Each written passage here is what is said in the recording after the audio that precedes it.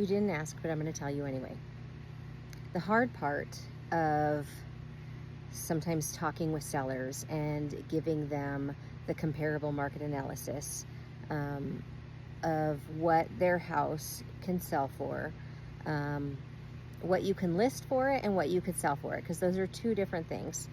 Um, Sometimes is a really tough conversation, especially when you're going in and that seller has some very specific needs, um, like some debt payoff, maybe some liens that are attached to the property, some special assessments that are coming up that are going to have to be paid before the sale, some back taxes, things like that. And so a lot of times, what I've run across is sellers who, they're starting to consider, the option of selling their property for one of these reasons.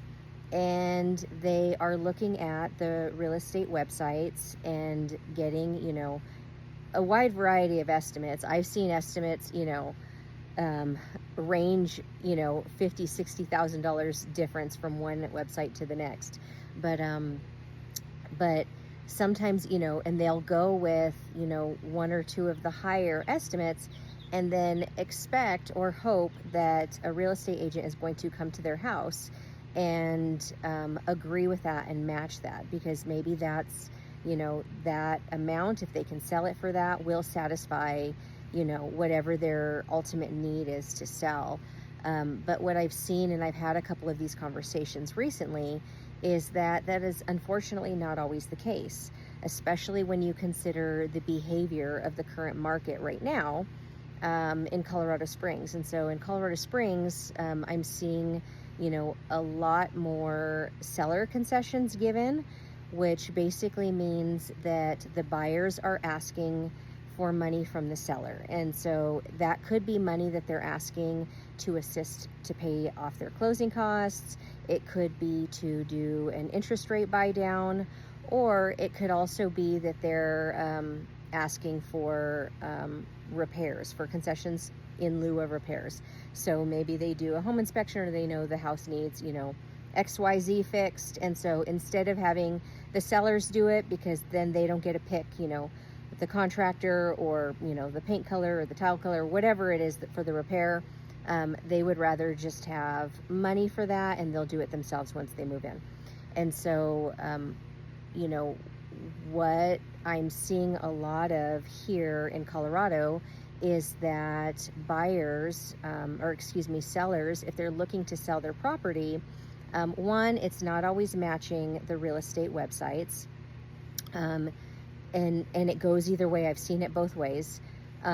Two, the expectation is if you're going to list it within the value of your property, but at the higher end of that value, you are most likely going to be sitting on the market for a lot longer, because buyers are being very cautious, and they are doing their research, and they are taking their time, and they are looking for deals, because interest rates are fluctuating, but they're a little bit higher right now. And so if they know if they're going to be spending the money, they want to try to get, the best deal as possible, which I think we all would want, right? So if you're listing your property at the top of whatever that market value range is, then it's probably going to be sitting for, maybe a month and a half, 2 months, 3 months. I've seen some properties that are, in my opinion, way overpriced, and they sit for 6 months and then end up not selling.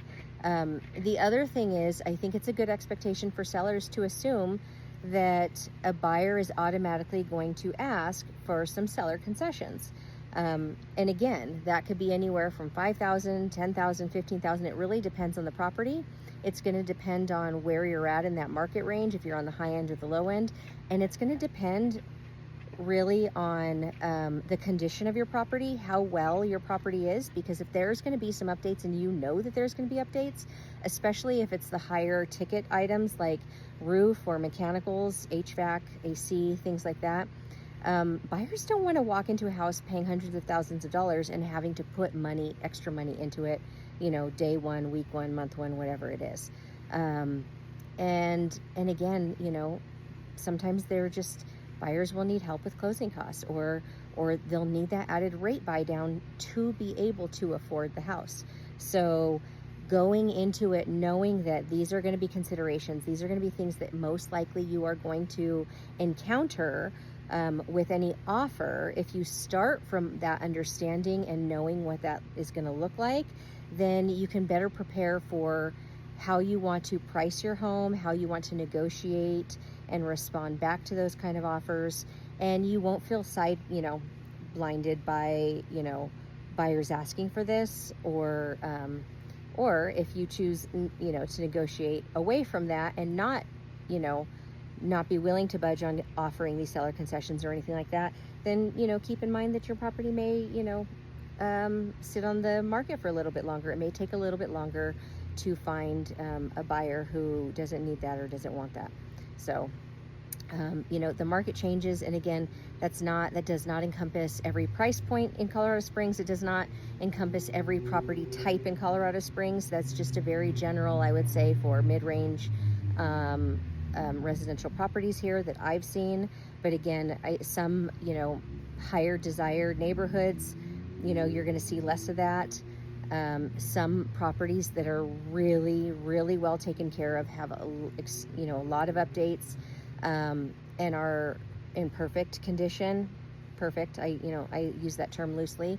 And they're priced well. Those properties, you won't have to negotiate as well. But the market's always changing, so make sure that you're talking to an agent who is understanding that, knows it, is keeping their finger on the pulse of what it looks like, because tomorrow could be different. But that's what today looks like. Have a great day.